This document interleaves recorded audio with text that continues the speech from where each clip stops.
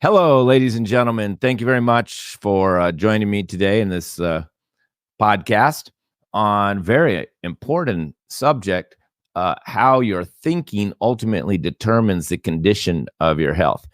I think when you hear some of these, it's going to surprise you. I can't say I have perfect thinking either, but most people they're coming to me for treatment for their health issue, and they want to know, oh, can you treat me? Can you cure me? Do you have the herbs for me? And know what I'm thinking is, do you have the right attitude or not? That's what's important. I've been treating people for all types of conditions, and that's the most important factor that I can see is your thinking. Not only is your thinking critical to recover from a condition or to do a natural treatment, like I provide, where we change the diet, change your bad habits, and have to take herbal medicine sometimes morning, afternoon, and evening.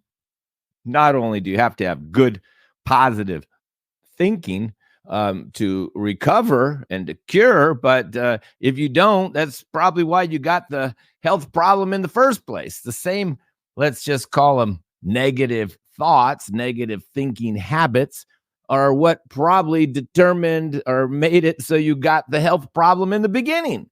And then when it comes time to become treated, the same negative thinking stops you from recovering. And we probably could have a bigger list, but I've got 7 types of negative thinking. When I was a young man in the 20s, in the early 80s, I think the first Guruji that I found, Ayurveda doctor, I was walking behind him, and I was always talking to him because he was always walking. And I said, "Is there anything you cannot treat, Guruji?" I was young, and I believed this man could treat everything. And he had thousands of patients, and been in practice for more than 40, 50 years. He was an old man. And his answer was, "I can treat everything but negative thinking." And that stopped me in my tracks. I thought he was going to talk about maybe some 4th stage cancer or something. But that was his answer, and I never forgot it. And now, 35 years later or something, I'm thinking the same thing as him. I could treat anything but negative thinking because I'm not a counselor and I don't have the time to really, change people's thinking. They usually come to the treatment with the thinking. And we can see this. I can see this in my practice over the decades, that the people with the right thinking, the right attitude, were the ones that recovered. I have a testimonial on my website under kidney conditions of a woman from Mexico who apparently prayed to God for a cure. Told her kids in the United States to find, I don't know what the words were, a natural healer or herbalist. I'm not sure. But anyway, they just found me, and they decided to just contact me, and they brought her to me. And then this woman just walked in the door and hugged me and said, "You're an answer to my prayer." And at that point, I was, pretty, convinced this woman had a good attitude. Let's just say that. And this woman had high blood pressure, diabetes, and high cholesterol. And worse, and that wasn't even what she was concerned about, or brought her to me because she'd been taking those medications for decades, was that her kidneys were failing, and the doctors told her she had to go on dialysis soon. So then they brought her to me. Doesn't speak English. She's got her son translating, her daughter-in-law. There's a few of them in the office. And this woman, I had to tell it in English. They had to take it, or she had to write it down in Spanish. Then we loaded her up with herbs, and she was staying in the United States, but later on she was actually in Mexico reordering the herbs, and they were sending them to her. So this went on for, close to a year before I got the testimonial, which is on my website, where the family member says, my mother had high blood pressure, diabetes, and cholesterol. And over the last year of treatment, she lost 100 pounds, got off of all of her medication, and her kidney function improved. And the doctors, months earlier, had already said there looked like there was no need for dialysis. So this was a case where it was a tough case, complex. It took a whole year to treat her, a lot of herbs, because she was taking herbs for blood pressure. She was taking herbs for blood sugar. She was taking kidney herbs. She was taking herbs all day and night, and she had to cook a very specific diet, because for every new health problem you have just basically means more herbs and a more restrictive diet. And so since she had multiple health conditions, and particularly kidney failure, the diet is very restrictive, and you really have to cook everything at home. So, but she did it. And I would like to hear from, I haven't heard from for a few years, the family, but it was an extraordinary case of positive thinking. And in her case was even faith, and faith in her religion, in her belief in God, her belief in, the answers to her prayers, and then all of the other positive attitudes that she had, like discipline, learning fast, being clear, being extremely positive the entire time, and open-minded to changes, learning fast, believing in me, believing in the herbs. And that's what got her through.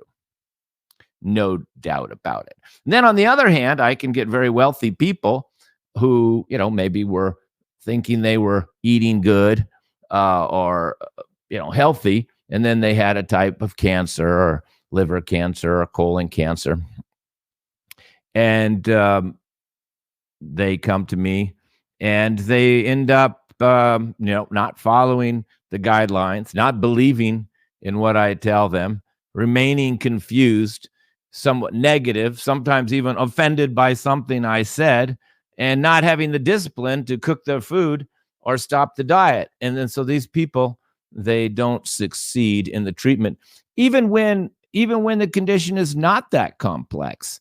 If the person doesn't have this positive thinking, then the prognosis is much lower. Now, I notice if you look at all my hundreds of testimonials, you can see many people that said, I was skeptical. I didn't know they were so skeptical, but apparently when I got the final testimonial, many people do say, I was skeptical. I was not that confident. But once I treated them for the first condition, maybe like their joint pain, their blood sugar, or they went to the doctor and they saw their liver enzymes get better, then they became a believer.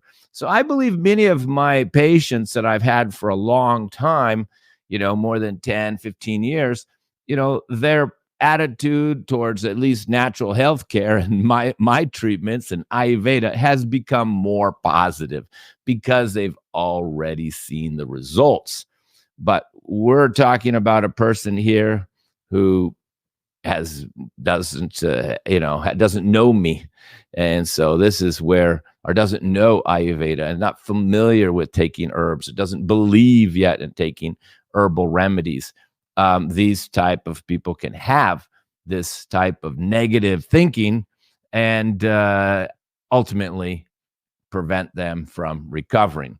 So let me just go over what I've shortlisted 7 types of negative thinking that I've seen, it prevents a person from recovering from their own health issue. And like I said, probably was the cause of the health issue in the first place. Number 1, which we've said, is just basically negative thinking, believing it's not going to work, believing they're not going to get better, believing they're going to have to take the med forever, believing there is no cure for a condition that I've already cured dozens and dozens of times, and even have testimonials to prove it, even have video testimonials to prove it. But some people, they just still have this stuck in this negative thinking that it's uncurable. Now, somebody told them that, or they read that, or something, or they even, sometimes people are even more pessimistic and believe they will die and there's no hope. So that's really hard to treat a person like that. And like my first teacher said in the early 80s, It's the one condition he cannot treat. Another type, so you want to be positive. You got to be positive in life. I mean, in general, you have to. I think I'm not counselor here. I'm just an herbalist, but no matter what you do in life, you better be positive. I mean, you have to be aware that things could not go as planned. I mean, it never goes as planned. I mean, all of our plans don't go as planned, and these treatments don't always go as planned. But you have to remain positive because that's kind of essential for the treatment. And I think it's physically, mentally, emotionally. I mean, when you're positive, you got a better attitude. Somebody like me, the practitioner, is more motivated to help you when you're positive. Maybe we don't return your calls so fast if you're negative. I don't know it. I think it affects both your relationship with me and like according to my own teacher, it may even reflect your own ability to benefit from the herbs, because your own negative thinking can overcome even the effects of the herbs itself. And then, of course, there's energetic level of this negative thinking being self-destructive to your own cells and your own body. And there's been a lot of research on that even glasses of water that are in a room with people chanting and praying, you drink it, it's got a certain vibration to it, and they can measure that vibration. And then they get a cup of water and put it in a room with some negative music or something. Then that vibration or energy of this negative thinking, negative music in this case, is in the water and then affects the person. So there's been research on that, how water and food all holds the vibration of the person who's preparing the food and the energy around it. So this would relate to the people around you should be positive. Your music should be positive, and, to help you remain positive. I can't emphasize that enough. So the next type of, let's just say, unhealthy thinking that could prevent you from recovering from your health condition and even send you into having more health problems is being confused thinking. Let's call it confused thinking, where people are, thinking, well, I don't, after you talk to them for an hour and a half and give them detailed instructions and tell them to write it down, take notes, and you're sending them, a summary of what to do, and you've spent an hour and a half, 2 hours with them, very detailed. I'm a very detailed, meticulous person, and I make sure people take notes. Then at the end, they say, well, I don't know what to do. I'm like, well, we're out of time. I mean, I just spent 2 hours here, and now you're telling me you don't know what to do. So, and then other people will say things, well, I need to research this. Okay. Or the research says, I read, okay, maybe they read something online. Who wrote it? Who knows? People are listening to Instagram for healthcare. People are reading articles written by people they don't even know who they are. And if you go Google the person's name, you find out they're just an English major. They're taking health advice from medical doctors who, have an MD after their name that never were in practice. Or you're taking health advice, nutritional advice from an MD who never studied nutrition. Or you're taking health advice from a former comedian. Or you're taking health advice from, a talk show host who's selling you supplements. I mean, you're taking advice or listening to unqualified people who have never treated the condition that you have, and then you become confused. You can't cook a meal or a dish if you're listening to 3 cooks. I mean, you got to pick the best cook out of the bunch, preferably the one that owns a couple restaurants and is famous for his and maybe wrote a cookbook. At least he's qualified. Don't listen to, we don't go to our car mechanic and ask them, how to get along, with our spouse. We don't go to the counselor and ask them how to fix our car. Why we listening to comedians and talk show hosts and social media influencers how to treat our health. I mean, even weightlifters. Okay, he knows how to put on weight. He knows how to build muscle, but a lot of these lifters are having too much protein and end up with kidney failure, and it's well known. So why are we listening to them? I mean, there's no nutritional training. There's no Ayurvedic training. There's no Chinese herbalist training. If you have to listen to the right person, you got to pick somebody and put your faith in them. I mean, if you can find somebody, more experienced than me, okay, great. I've had people say, I'm seeing this Chinese doctor in downtown Los Angeles. Like, oh, really? I'm familiar with some Chinese herbalists in downtown LA. Is he down like in a basement in Chinatown? They go, yeah. I go, oh, how old is this guy? And he's old, big gray beard. I go, more gray than me? Oh, yeah, full gray beard. How much herbs did he give me? Oh, he gave me a big bag of herbs. He gave me capsules. He's talked to me an hour. He told me don't eat this. I said, okay, this guy's good. You should just follow him. He may be better than me. He's older than me. I know there's some good Chinese herbalists down in the basement of the mall in Chinatown and downtown LA, because I went down there and I took some Chinese herbs from a guy down there. And, if he gave you a lot of herbs, like something after meals, something in the morning, something at night, generally the good herbalist is going to give you a lot of herbs. He's going to find out every health problem you have, and he's going to give you some herbs for it. So it's going to look a little complex if you have a lot of health issues, because if you have 7 health issues, you're going to get 7 different types of treatments in most cases. And you're going to have for Chinese herbalists, you're going to have a big bag of tea. You're going to have to boil and drink it every day, and some capsules and other things. So, and then there's my teacher in India. I've had cases where I told the person, hey, you should just go to India. And I hooked him up with my teacher, and they flew to India.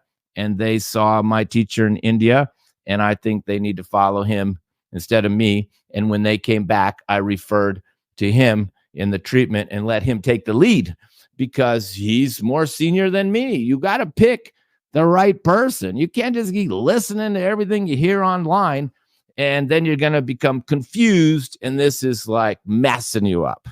And then you don't have faith and confidence in what I did, or what I advised you. And of course, I'm not a social media influencer. I'm just a professional herbalist, been treating people for 27 years and studying herbs almost my entire life, 40 years. So that's my expertise. I'm not going to tell you how to fix your car and get along with your wife. It's just not my expertise. Okay, so next is not believing. Now, I'll say that my gender, the male gender, who we know has only using half their brain, the left side, linear thinking, they like to have proof for everything. They're kind of simple black and white people, they want, if there's no research, I mean, you could get women like that too, but generally it's a man problem, and they want to see the science, and of course, if you look at history and you look at discoveries, basically science was the last category of people to figure it out. Scientists just usually prove what other people already knew, but nobody could prove it. So that's called empirical knowledge. And a lot of Ayurveda is still unproven, but it works. And we don't really know why this herb works. Sometimes we don't know why, sometimes until you're very advanced in doing these treatments in Ayurveda, you don't know why you're telling the client to eat this or not eat that. But because Ayurveda is not a system, you have to understand it all. You need to follow it. And this is, of course, a mistake a lot of Ayurveda practitioners make. If they don't understand it, they don't do it. So in other words, they're not believing in their own system of Ayurveda. I have to believe in Ayurveda and have faith in Ayurveda. But the patient, of course, needs to believe that they're going to get better. That the herbs are going to work. And as long as they keep taking them, things are going to get better. Now, of course, once I usually treat them for one condition, even a simple thing like stop their nighttime urination or get them to sleep or something to give them some black and white proof, then their belief definitely improves. And I can see that with my old clients. Sometimes the treatment doesn't give them the best results right off the bat. but they still believe in me. They still believe in the herbs. They still believe in Ayurveda because I already treated them for 3 or 4 other conditions. So belief is very important. And what confuses people is this left brain, narrow-minded thinking of there's no science to prove it. That's generally the big obstacle. And this is why we see 85% of the patients are women, because the men, well, they just need more black and white proof, something to convince them, which usually turns out to be their wife getting better, their wife getting off the medications, and then they believe it. But that's black and white to them because the wife was, more unhealthy than them, taking more meds than them. Now the wife is improved and is now healthier than they are. So that becomes the black and white proof for the linear left brain male to now start to believe that I could help them or herbs could help them. So not believing is a big barrier. Next, not learning. There's many signs of this, of not learning with my own patients. And I'm sure many of my patients are listening thinking, oh my God, that's me. I'm that guy. And yeah, I have to admit, I'm thinking of my own patients. And you're probably in this category somewhere, particularly if you're an old patient, you gave up. Now you're listening to my webinar. Now you're realizing why you didn't get better. That's, I'm sorry. But, I say a lot of things my clients don't want to hear every single day. I even have to tell people in advance, I'm going to say things now that you don't want to hear, that you're not going to like to hear. I go, but, that's my job to advise you. My job isn't to please you or get you to like me. My job is to treat you and cure you. And sometimes I have to wake you up to get you away from your old belief system. So not learning, we can see this when people start saying things like, well, I'm going to do what works for me. Well, we just did an hour appointment and now they're going to pick and choose out of the treatment.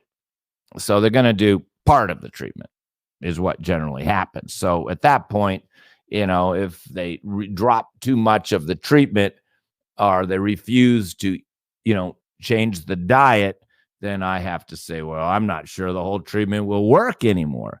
So this is a big problem too. I can give many examples of this where people just basically, they just kind of didn't get it.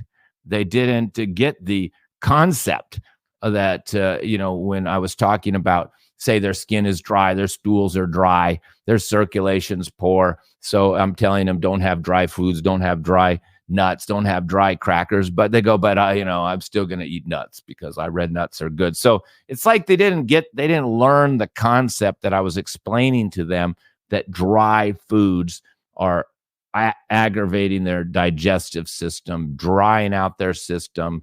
And these are factors, and they have to avoid dry foods. Or again, like raw vegetables. I say, people know in your case, you shouldn't, I don't want to say maybe, you shouldn't I try to be precise. You shouldn't have raw vegetables because your digestion's weak, you get gas and bloating, and you should have soft cooked foods like, baby foods. It's easy for you to digest. But they're like, no, I like my salads. So it's like they didn't really get the concept. The concept wasn't that, okay, salads may have more vegetables than, sweet potato and carrot soup. But from my understanding, you don't have the digestive capacity to eat the salads. Or you could be aggravating your irritable bowel, your ulcerative colitis, and creating problems, or even constipating you. So I'd rather you have soft, mushy, warm, oily foods, but to make sure you're not having this difficulty in digestion, constipation, and irritable bowel, for example. But they're like, no, I like my salad. So it's kind of, from my perspective, they didn't learn. They didn't get it. They didn't get the point. But I made my point. The next thinking that stops a patient from recovering is not being open-minded. That's a big one. That's probably more of a male problem, more of a left brain type of problem. It's kind of very similar to, you know, not believing, but it's not being open minded. So we can see people will basically die sometimes before they try anything outside of their belief system.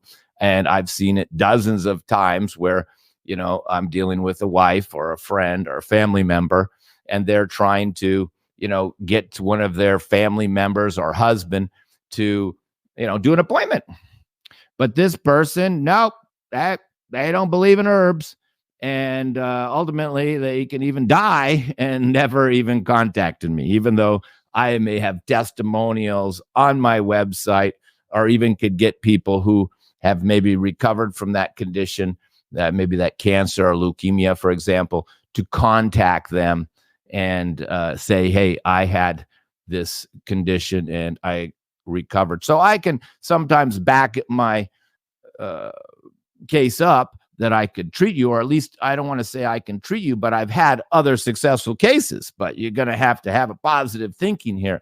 But many people, when they're stuck in their thinking, they're not open-minded, then they don't even try. We can see this all over the place. We can see vegans have this problem where they're like, you're telling them you're dry, your skin is thin, you need to have more oil and more fat, but you're having liver problems. You can't have too much fried foods or oily foods. You need to have more oily food. You need to have ghee, more ghee. Oh no, I'm vegan. So then now we have an obstacle because, okay, sometimes I can adjust it and say, well, okay, try to just have a lot of avocado oil, or some herbs are meant to be taken, for example, with ghee or in milk.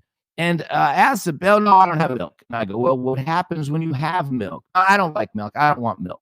No, that's my question is, if you drink whole milk, do you get diarrhea? Do you have any type of serious problem or reaction? No, I just don't want to have milk.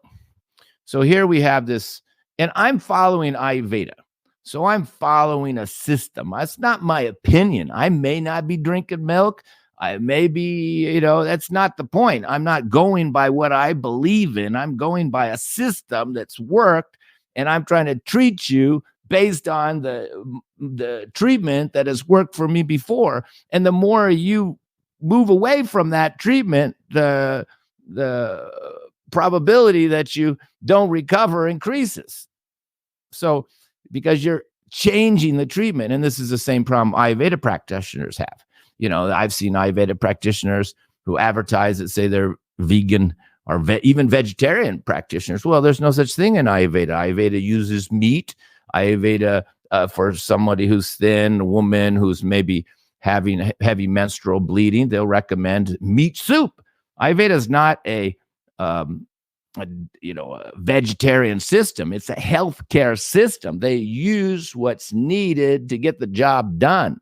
And food is not seen in terms of vitamins and minerals like the West. And that's one reason Westerners get very confused with Ayurvedic diets, because their brains are still stuck in the vitamin mineral mentality. And that's kind of part of the thinking problem there too. They're just thinking, well, I'm not getting my vitamins. Well, if vitamins aren't your key goal here, when you're having, say, ulcerative colitis and you're having blood out of your rectum, we're just trying to give you a diet so it cannot aggravate your colon and increase the bleeding while I treat you. Is like nutrition can sometimes be thrown out the door sometimes with Ayurveda, because we're trying to treat you. And you can live for a short period of time with some nutritional deficiencies. But so this is kind of not open-minded to changing. And we can have people on the other extreme too. They're like, well, I'm doing the carnivore diet. It's the only diet. This is the way, humans lived. Okay, great. Carnivore diet. I can tell you all the health problems with the carnivore diet too. I mean, you get too much meat, and then you get gallbladder problems, fatty liver problems. Then later in life, you can start to get tumors, cysts, fibroids with all the extra protein. And I get weightlifters and carnivore diet people coming in even in their 30s, who already start to have early signs of kidney failure. And that will make a carnivore stop eating all that animal protein real fast when the doctor tells him, you're going to be going to dialysis. You better go on a low protein diet. But what's he been doing for the past 5 years? Just eating meat.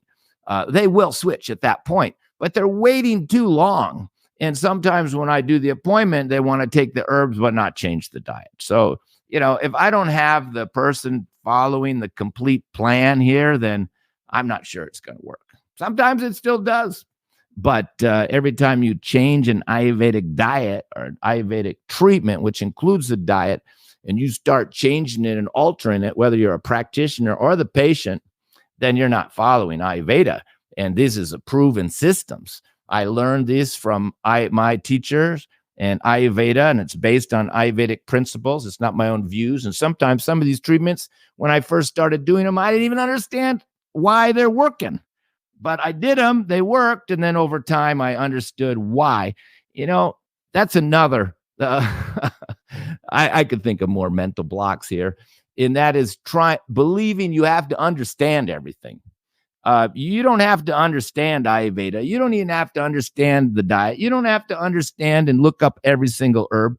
I had somebody who had cancer, and then they asked me what herbs I take. I said, all the herbs are on the label of your products, and the custom formula I gave you, the herbs are listed on the invoice. So you can just go total them up. You have the packages. So she got back to me and she said, wow, I saw that some of what I thought were herbs were formulas. And some of these formulas had 20, 30 herbs in them. I go, that's right. I'm putting formulas in formulas. This is advanced herbalism. And she realized I treated her using over 120 herbs. Now, once she started looking them up, she realized you can't even begin to understand these. So you can't, you have to have, I would have to say some faith. You have to have faith. You have to have a positive attitude. That's what it all sums up, one more thing you need to have that stops a lot of my patients, and forgive me if you're in this category. I think it's a category that stops a lot of my patients. And I do tell them, probably a little bit less direct than I'm telling you now, and that is lack of discipline. That's people who have no discipline can't stop themselves from eating the cookies, can't stop themselves from eating the ice cream, can't stop themselves from going to McDonald's. Well, they're the ones that are going to have the health problems because they can't stop themselves from doing things that everybody knows is not healthy. Of course, it could be more serious addictions besides just sugar and junk food. You could be, this type of person easily can have addictive nature on cigarettes, drugs, alcohol, and not have the discipline to stop themselves from, doing things that everybody, maybe even their own family or is telling, and friends are telling them don't do. They're not, and they believe that it's not healthy to be doing it, but they're still doing it. If you're still doing something that is not healthy, then that's a discipline problem. So and then you come to me, and I tell you to change the diet, tell you to change all these bad habits and give you herbs. If you don't have the discipline to change your diet, change your shopping, change your habits, and take the herbs, then how are you ever going to get better? I mean, I could have treated 100 people for that condition, but if you don't follow it because you don't have the discipline, we have a big problem. And I would say I would lose as much as 10% of all my patients due to lack of self-discipline. And they say, I can't do it. I can't take the herbs. I don't like the taste. I can't do it. That's really a discipline problem because the taste is, it doesn't kill you. It's not a razor blade. It just tastes bad. And once you toss it down, you can chase it with some fruit juice. And I have children who slam down the herbs. And when I was in practice and my son was being homeschooled in the corner of my office, sometimes I would ask him to come forward and demonstrate to the client when he was only 7, 8, 9, 10 years old. demonstrate to the client how to take the herbs. And I would mix up some colon herbs and a little water, hand it to my son. He'd go in the kitchen, get some fruit juice, and he'd have the fruit juice in one hand. He'd have the terrible tasting herbs in the other hand, and he would shoot them down, and he would like to show the client the face. He'd do this kind of like kitty face, and then he'd toss down his fruit juice, and then he'd smile. And after he did that to a grown man who was complaining he couldn't take the herbs, that did it. The man said, okay, I can do it. Because it's all discipline. When you say you can't take the herbs, it's discipline. When you say you don't like the taste, that's a discipline problem. Now, of course, when people's health condition gets more serious, they get more self-discipline. I mean, once the doctor says that you can't, you're going to have cancer, and, you have diabetic, and your blood sugar's through the roof, and we're going to have to chop your foot off if you don't stop drinking the soda pop, amputate your foot. Well, that usually when it gets to the 11th hour, the discipline starts to show up more. Unfortunately, in the early stages where these treatments are easy to treat, the people have less self-discipline because there's less motivation to change because they're not going to die. But once they think they're going to die, then you see the discipline kick in. Unfortunately, this is obviously waiting longer. It's like the car. You keep telling a person, change the oil, change the oil, change the oil on the car. They don't do it. And then, their car, it kind of like heats up on the side of the road. It's the smoke's coming out of it. They think the whole engine's fried. That's like going to the ER, basically. They go back to the mechanic, and the mechanic says, wow, you were lucky you didn't destroy your whole engine. I'm just going to change some of these hoses, and you'll be fine. But, you better put in coolant, or you better take better care of it. And then after that, the person takes better care of their car. We see this a lot, particularly with my gender. I'm fine. Heart attack, stroke, in the ER. Okay, I'll stop drinking. So, there's some discipline problem here. So I think I've made my point. And yeah, discipline can run very deep. And these issues do run very deep in people. And I do understand that. I'm not a counselor. It's not my profession. I'm just a herbalist. I made a doctor, and I do try to be motivational with people. I think that's very important, to be motivational and positive. I'm very positive. People say I'm very positive. I have to be positive. All these things that I'm telling my clients to do, I have to do. I try to be very positive. I try to be very clear. I have strong belief in Ayurveda. I'm still studying and learning Ayurveda. I learn from my own patients. I have to be open-minded, even though I never read anything online. I only read my books. But, you still have to be open-minded, particularly to feedback from the patients. I have to be disciplined in my own life, my own practice, and in, everything. So I need these same qualities to be a good practitioner as you need this positive thinking to be a good patient. We both need to be positive. We both need to be open-minded, and we both cannot be overly sensitive. I've had that too, where people are like maybe offended or something.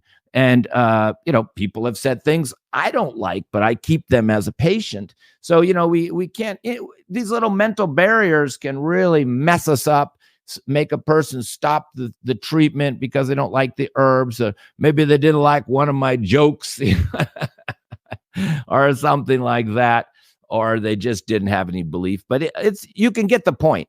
It's this thinking that's the issue here. It's not the treatment. The treatment would probably work but when your thinking is not correct, then the treatment's not going to work. And ultimately, I'll close by saying the best thinking is to have faith. I've seen it. I get a lot of, Catholics in Southern Texas, and they have a lot of faith. And I see the more religious a person has, the more they have faith, the more they believe in being greater than themselves. they believe in the creator, whatever religion it is. Those people with faith, they have more belief, they have more positive thinking.